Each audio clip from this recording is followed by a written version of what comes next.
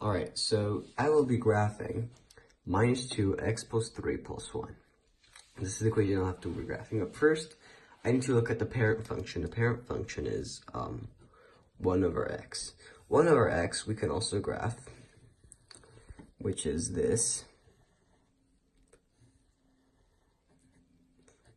As we know that both asymptotes are 0. Alright, so now we'll have to graph the parent function. No, not the parent function, the function.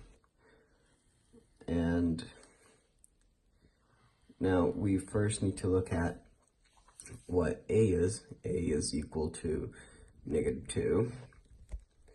Then we look at what h is equal to, which is -3, and 1, which is k. K equals at 1. All right, now that we have this information, we can go ahead and graph more of the function.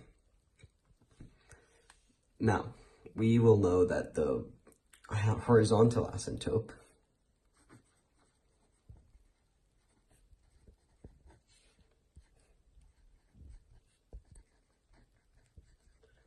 is equal to y equals to 1, and the vertical asymptote is x equals 3, minus 3, sorry. And so we will know that the asymptotes are supposed to be at 0, and what is moved is that the translation would be that one of the asymptotes moves up by 1, and the other asymptote, which was here, moves to the left by 3. Okay.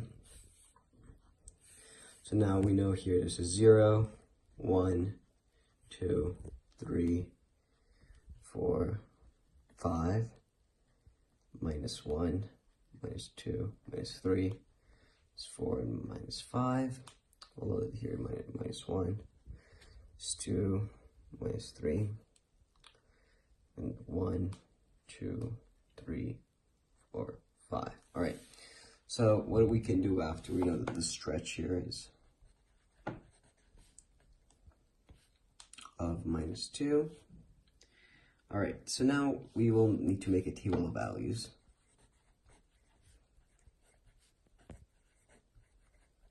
To graph the function.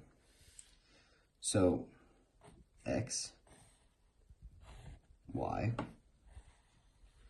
we will use some of the values to know where to graph. So we can go here, we know that there will be a function, a line here, and this is minus 4 and minus 5, so we can put a minus 5 here, and then we plug it into the equation.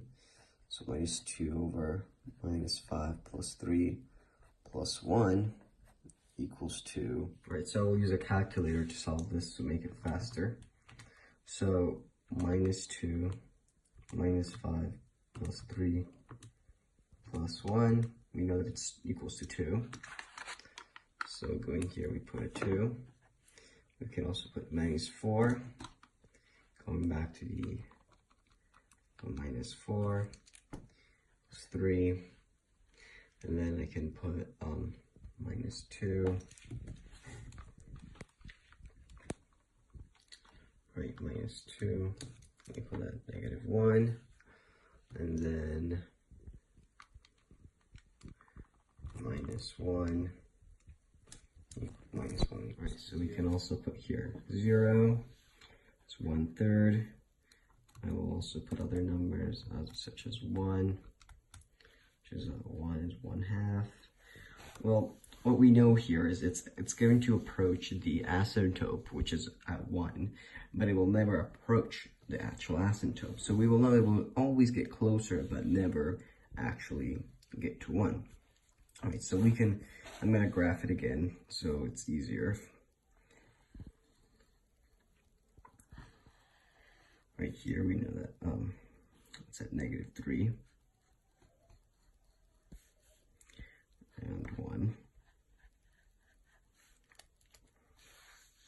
Okay, so now if I go here to -5 here, and then we know it will be 2, and -4, we know it will be 3. All right, so now we can just connect those dots with a line, and we have 1 here. And this will always get closer to -3, and this will always approach 1. Right now we can put the other points, so -2 here, -2, we know that's going to be -1. Then -1, we will know it's going to be 0, so we put another point here, and then when it's 0, it's going to be 1/3 right there, and then when it's 1, it's going to be 1/2. And this will tell us, we can then graph again here. All right, and now we have graphed the equation. Now we have to find the domain. So the domain is pretty much the number that the x-axis can't touch. So it's going to be -3. So it's all your numbers.